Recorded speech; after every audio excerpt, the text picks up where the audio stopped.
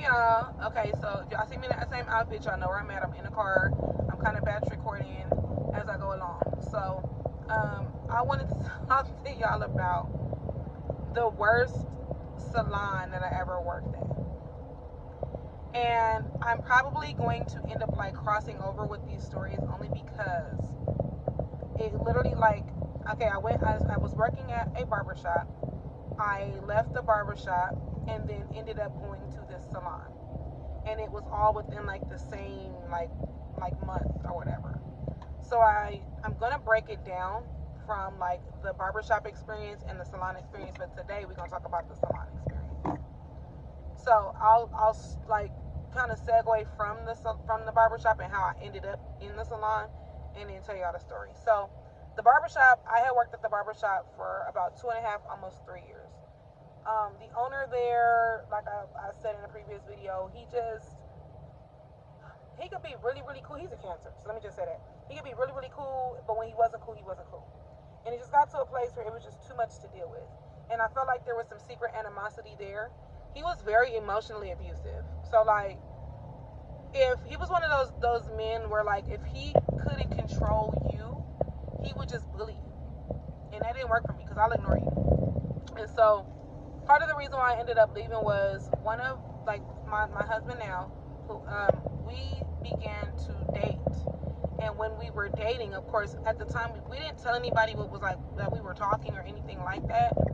But he was a patron of that barbershop, which is how we met. And so, there were little things that even he was noticing. And I just knew that, like, for myself, even if I had stayed, like, it would have just became, if you're from LA and y'all know LA politics and things like that, y'all know that, like, things can escalate very quickly and they don't have to, right? So I said it to say that one of the things that I truly, really, truly love about this man is that, like, if I call him for the smallest inconvenience, he's gonna show up. If someone has come at me foul, especially when of the male species, he's gonna show up. Like, I don't gotta talk to no man about nothing because mine is going to step on my behalf, right? But I said that to say that this is someone that he's known since he was like 12 years old, and it just wasn't a situation that I wanted it to be bigger than it had to be because of the respect that they have between each other. So, like I said, it just that place, and I have a story time for that, but that place just it got a little bit too much. One day, me and the owner had words, and the owner was like, "I'm sick of this shit. You gotta go." And of course, the "I'm sick of this shit" was just more so. This was the first time I stood up for myself, and he wasn't used to people talking back to him, pretty much, right?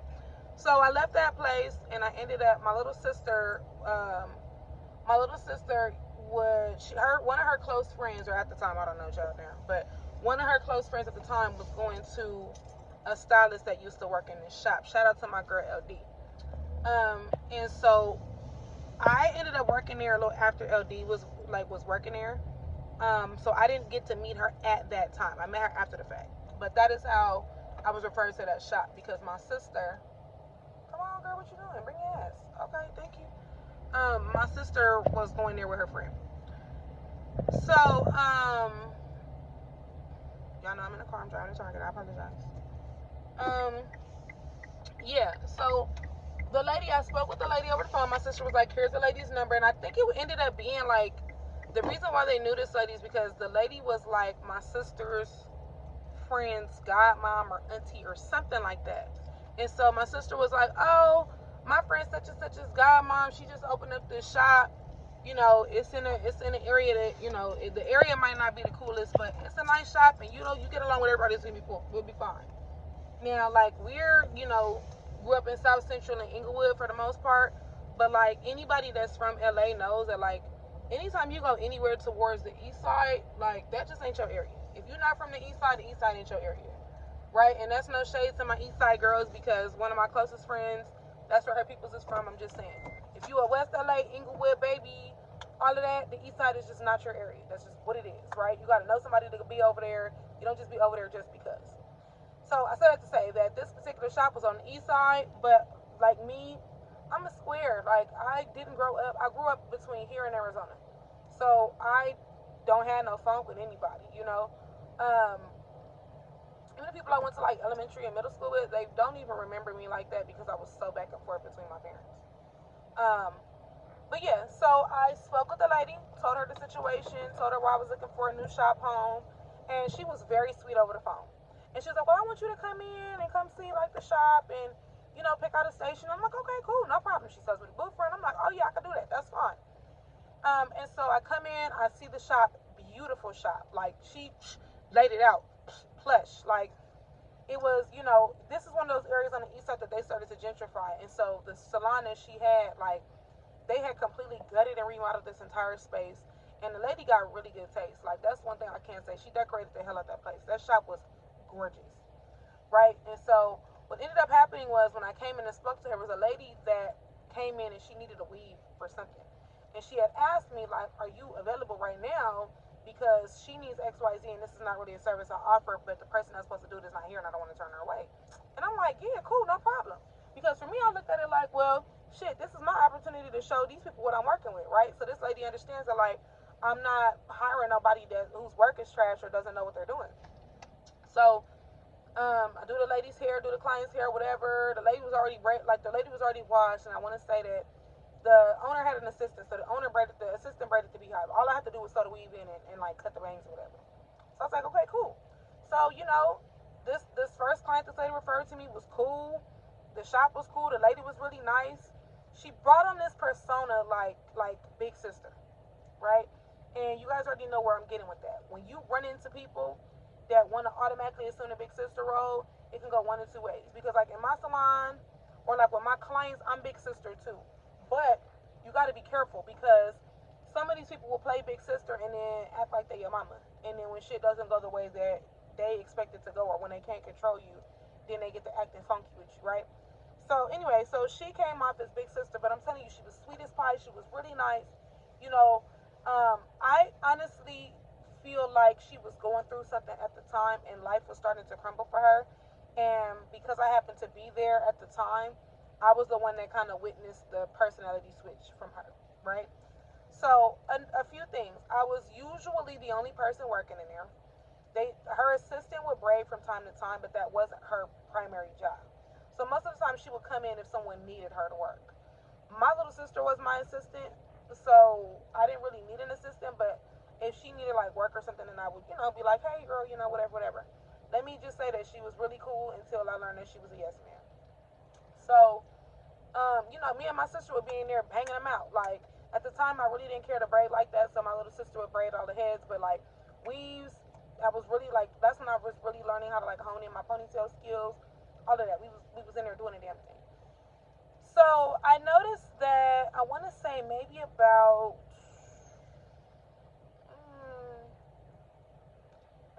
2 months in. I think I was at that place for like a total of like 6 months. So maybe about month two. Coming into month two is when things started to get a little weird.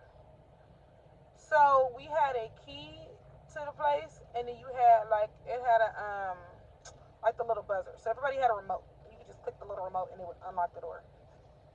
But usually we would go in through the back entrance, and that's also where we throw the trash out at. So just keep that in mind for later. So um,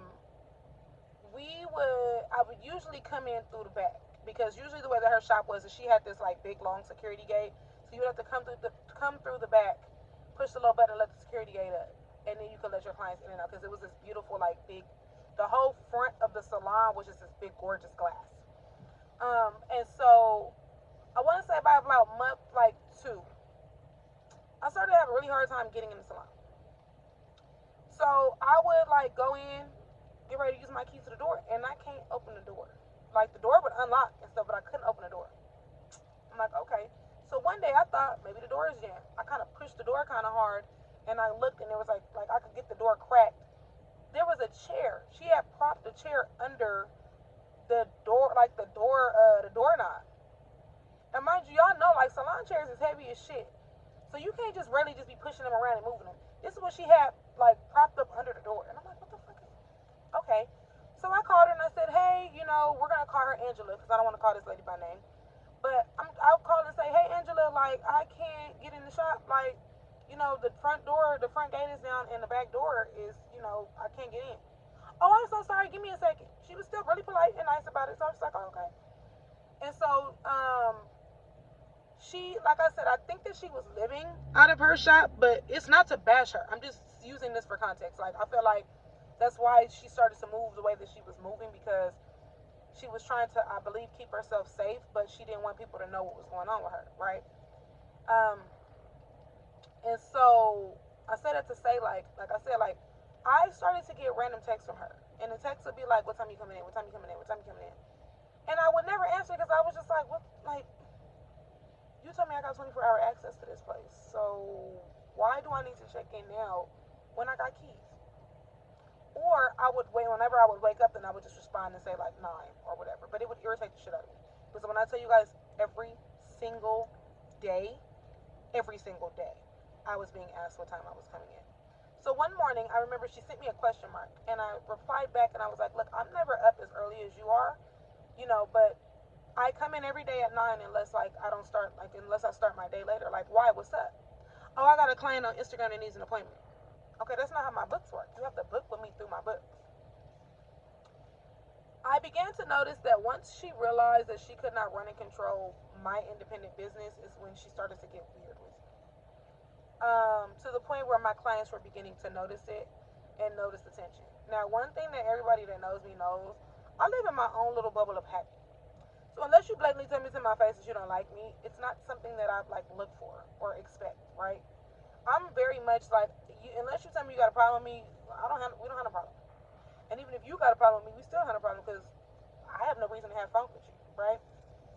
So, sorry, I know my lip gloss be popping. I'm trying to make sure I'm not on camera with y'all with the white stuff in my mouth. Um, so yeah, so it just, like I said, it just started to get a little weird. She would, she really did, she didn't work, like consistently, but she didn't have to because she owned the shop. But I noticed that when she would book clients, it would always be like she was never on time, or it would be like her family that was coming to get their hair done, and she had not like coordinated with them that she was going to be running behind. So it'd be people coming like an hour and a half, or coming and sitting waiting for her like for an hour and a half. She had this one lady that used to come to her, and the lady did not speak any English, and I speak enough Spanish to survive.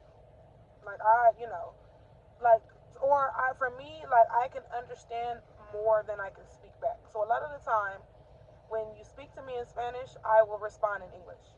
Um, and so there was this one lady that would come in, and she spoke like she was not, English was not her language, period. I'm not even gonna say her first language. She just spoke fluent Spanish.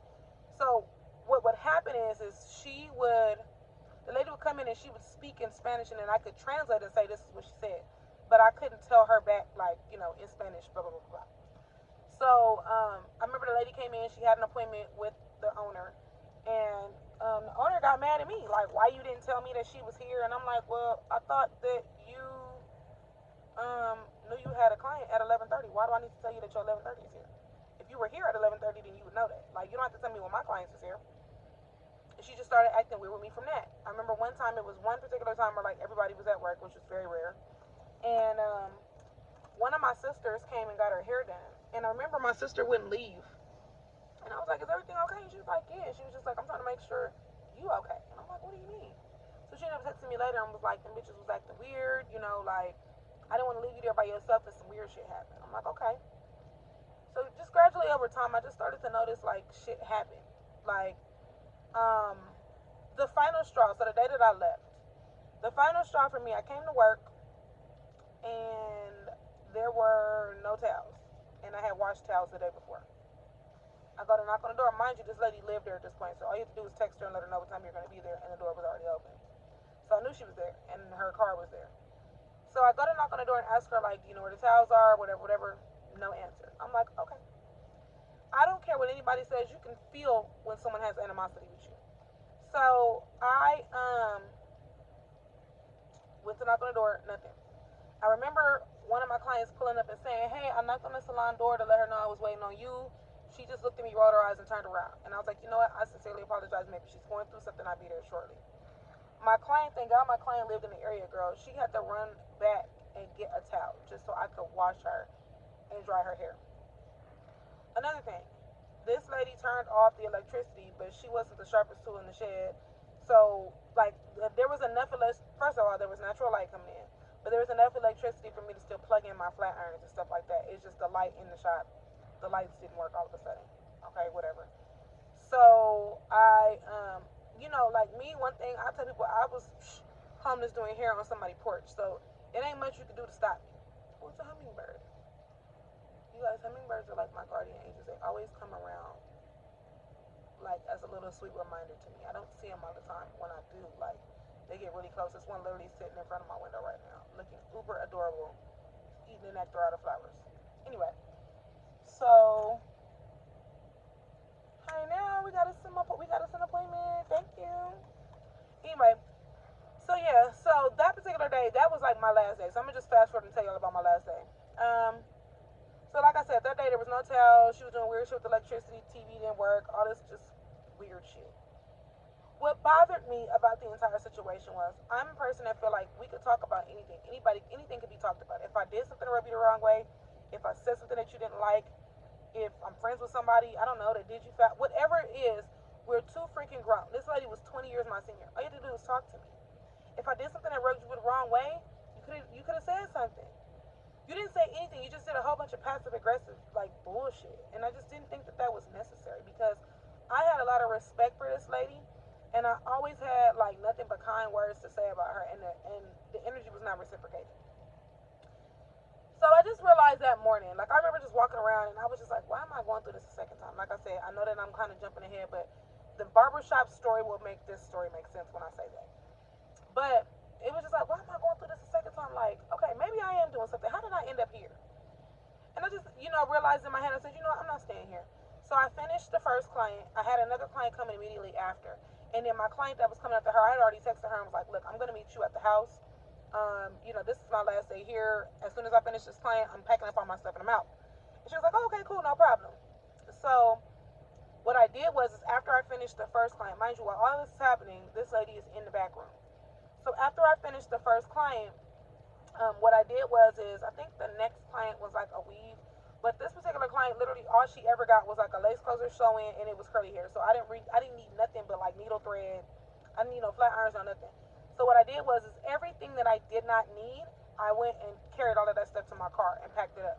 My shop keys, I had already took those off and set them on the station. So when I got ready to go, I could literally just take whatever little stuff that I took to do that lady's hair, take it to the car, and just be done with the whole situation. So I finished my client's hair, and I remember, like I said, this whole entire time, this lady was not talking to me. She didn't come out the back room, nothing. Her assistant shows up. Her assistant walks in. I say good morning. She don't speak. I'm like, oh, okay, it's phone today. All right. But still, for me, it's just like, okay, well, I didn't do nothing to y'all. So if I did something, talk to me. You guys want to be weird? Okay, well, then just be weird. This is my last day here anyway. So, I remember I finished my lady, and I told my client, I was just like, hey, this was a client that I was really close to, so I could kind of tell her what was going on. So I just told her in a nutshell, like, look, they being weird with me. If you could just help me carry my stuff out so I can just do this all in one trip, right? So she was like, okay, I got you. And I remember, as my client got up, paid me my money, and helped me carry the rest of my stuff out, I seen the assistant go run to the back. Now she's knocking on the door, and I hear the lady go, oh, I didn't know it was you. You've been here the whole time, you just didn't want to talk to me. All right, bet. So as I'm walking out with my stuff, mind you, the keys, like I said, I left the shop keys on my soon to be old station. I get ready to walk out. I got an armful of stuff. My client was at the time next to me, and I noticed afterwards that she had got behind me, and I'll get to that in a second. But as we're walking out, all of a sudden, Sleeping Beauty woke up and came out from the back room. And as she's coming out, girl, like she's coming full force, I'm like, where are my keys at? I'm like, your keys are on the station. Mind you, I'm really chill. So a lot of like the rah rah I just don't do because it's just not my personality. I just be like, I'm just shipping for, but they over there. So that's kind of what I was just like, they're on the station. And my client, after me and my client spoke about the incident, she ended up telling me that the lady tried to like dust me from the back, and so that's what made her get behind me. That's how she ended up behind me. So I'm putting the stuff in the car, and the lady is like cussing me out, going on, bitch, you're rude, you're a scammer, you're a thief, this is why you're going through X, Y, Z. And I'm like, what did I steal from you? I've never stolen anything from you. You got cameras in here. Run the cameras back and show me where I took anything from you. Oh, you got a fucked up attitude. You don't speak to nobody when you come in here. And here comes the yes man chiming in talking about, yeah, you don't speak. I said, you walked in, I spoke to you, you didn't speak back. I said, every time I come in and shop, I speak to you guys. You guys never speak back to me. Then the lady goes, oh, well, then nobody got to speak to you. Who the fuck are you? Huh? What? Okay, I guess. Whatever. One thing that people dislike about me is just because you're irate and upset and you're losing your shit, if I don't have a reason to be mad with you, I can't join your circus. I can't be mad with you. So for me, like, I operate in love in everything that I do. Now if you touch me, then yeah, I'm gonna have to lovingly like handle my scandal. But you just hollering at me like, okay, whatever. I got 4 kids. I don't give a fuck about nobody yelling. So she got to hollering and screaming and shit. And I remember at some point I just looked at her and I said, you know what? I said, thank you so much for offering me a space to work. I really appreciated that. Bitch, fuck you. Okay. You know, I was like, well, I just want you to know that I personally don't have a problem with you. You know, I actually really did enjoy working here. Well, bitch, I got a problem with you. Yeah, I can see that. I can tell. I don't know what was going on that day. I don't know if it was the ancestor juju. I don't know what it was. But even in all that hollering, she wouldn't like move from her position, her spot she was hollering at me from. And I remember like my client was helping me put my stuff in the car, and at some point I turned around, and when I turned back around, I heard my client go, "Oh, we're not doing that." And when I turned around, my client had her hand like this, and she was like, "I wasn't gonna do anything to her." So when I'm looking at you in the face, it's all you can do is yell at me. But when I turn around, you think you finna duck me from the back? And thank God for my client, like, you know, being who she was, because them little weird, they would have probably like tried to like jump me if I was by myself.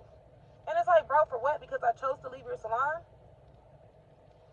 I don't know if you guys watched the other video, sidebar. I don't know if y'all watched the other video where I talked about like how changing my mentality and changing how I operate with people changed my business for the better. And it goes into that, right? Like, what I've learned from that experience was I used to have a really bad habit of staying places too long. And so even if you did me foul, even if you was acting funky with me, like if I liked the space I was in, I had no reason to leave. And like I said, I'm one of those people that feel like anything can be worked through. And I feel like that is why God put me in that situation, because he was like, look at these people, look how they treat you, look how these people are acting with you. Like, look at all this shit they're trying to project on you, and you're staying? What are you staying for? What do you get out of this? You can't even wash your client's hair because you ain't got no fucking towels, because this lady just took the towels. And now she's mad at you for not staying and allowing her to mistreat you. Like, what part of the game is that? You know? So, I mean, you know, it's no hard feelings, it's no regrets. You know, I want to leave this message with anybody that's watching this. Everything that you go through is literally for a reason, and I know that sounds cliche as shit, but everything is in divine timing, right? You don't know why God put you or allowed you to be put into certain situations. Like I said, I tend to stay places too long. So, who knows? I probably would have still been there if shit was copacetic. But would I be you pay I slay? Because I wasn't you pay I slay back then. That name was different. Would I be financially where I'm at? Would I be, you know, business minded like I am? Would I be any of that had I not been through that? Right? I have this saying that in God's world, there's no such thing as good or bad, there's only balance. So sometimes you need the shitty stuff to happen to you so that you can appreciate the abundance that God is going to drop in your lap. And, you know, it was somebody in her circle that told me, like, look, like, with everything that you got going on, this was bound to happen regardless, because she likes to control people. And if she can't control you, she's going to dump you. That's just what it is. She's going to find a way to get you the fuck away from her. You know, so like I said, it was no hard feelings. Let me say this. There were so many positives that I did learn. So like I said, working at the barbershop, there was things that I didn't know or wasn't learning, or there was environments that I wasn't in because I was under men, right? So I learned how to be like more hospitable to my clients, offer my clients refreshments, you know, drinks, whatever. She was really good at that. It gave me an idea of like how beautiful a salon could be and how attainable that is. It helped me realize the kind of clients that I wanted, the environment that I wanted to create for my clients, and what not to do. Um, And I always say the biggest indicator of your own healing is when you learn to have compassion for the people that do you foul. You know, like I said, at that time, she was going through some things. It didn't have nothing to do with me, but I just happened to be the one at the time. And you got to think too, like if I was an asshole, if I was bitch this and bitch that, and I was trying to catch phase with her and shit, I probably wouldn't have got none of the energy that I got. But because I was a light and because I was, you know, sweet old me, you know, of course it makes it easier for you to dump on me. You gotta remember that when you're walking around here and your light is shining bright, there are some people where that light is so bright for them they gotta dim it. They want you to be in their space. You know, even when I launched my edge control, I shot her a message and I thanked her. I said, thank you so much for doing me how you did me. And I mean no ill will when I say that. But because of you, it catapulted me into the space that I needed to be in. And had you never done me dirty, I probably would have still been loyal to you and your situation or your shop. And that wasn't where I was supposed to be at, you know? So that is the worst salon I've ever worked in. And I will tell you guys about the barbershop in the next video. If you guys enjoyed this, be sure to like, comment, share, subscribe, all of those good things. And let me know what you guys want to hear. Talk to y'all later. Bye.